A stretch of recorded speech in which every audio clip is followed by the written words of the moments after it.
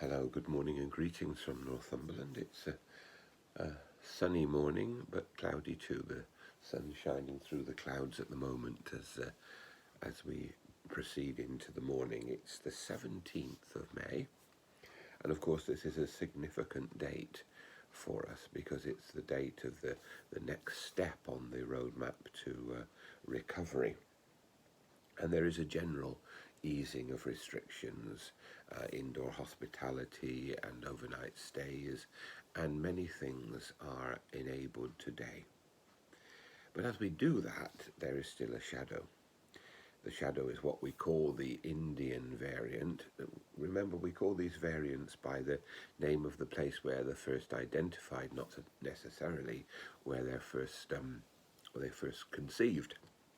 But we know that this Indian variant is causing terrible trouble in India and is causing a certain amount of trouble in England as well. And there are all sorts of important things to remember. Firstly, maybe we were a bit slow to close our borders to prevent the arrival of this variant. We can't be sure of that, and hindsight's an interesting and more exact science than foresight. But I think we're all anxious because we know that the freeing up of foreign travel now, although welcome by many people, is also feared by others. And I myself, and I'm not a foreign traveller very often, so I have to nail my prejudices to the wall, would welcome the fact that if we were a bit more careful about foreign travel, for example, Australia still is limiting it until the middle of next year, we could be able to open things up domestically a little bit more safely.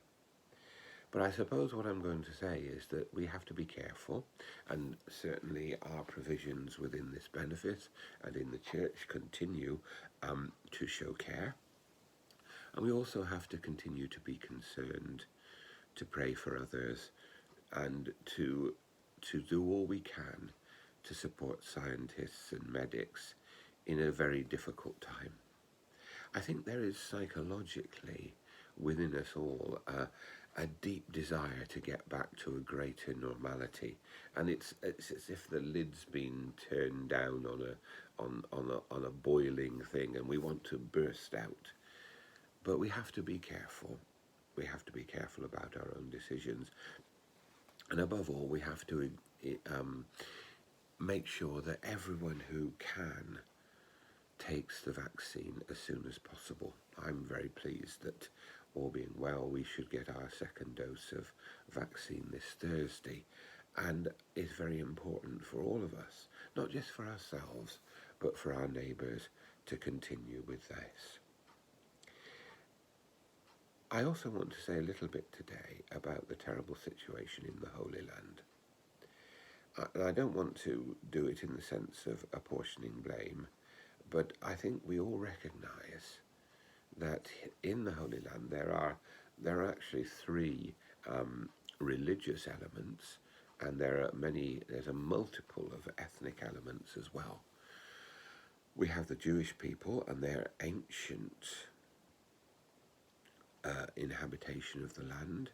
We have the Islamic people with an almost equally ancient, but not quite so ancient, inhabitation of the land, and we have the Christian people. And of course, we often just think about the Muslims and the Jews, but there in the middle are Christian people, many of them Arabs, who yesterday had a new archbishop, and one of our bishops, the Bishop of Southwark, was out there to share the first Sunday of the new archbishop's time. And it's hard to know exactly how to pray, because none of us can really understand the situation and the fears that exist in all of those groups, well-founded fears. But when we are called in scriptures to pray for the peace of Jerusalem, it's something that's even more vivid as the years go on. We pray that some way may be found for people of different race and different religion to live together. to have an understanding that the right of the Israeli state, of the Jewish state to exist may be acknowledged, that the rights of Palestinian people may be acknowledged, and that the rights of the minority Christian group may also be respected and acknowledged. And until people respect the rights of other groups, then there can be no peace. On our streets yesterday in North London, in a Jewish community, people were shouting hatred of Jewish people. It's an overspilling of the terrible situation in Israel into our own land, and this has occurred throughout the world. This points to the danger and the need for all of us to seek for peace, for justice, and for mutual respect. One of the things Jesus gave to us is our responsibility for our neighbour. That our neighbour is the person who is in need. That our neighbour is the person to whom we can minister God's love.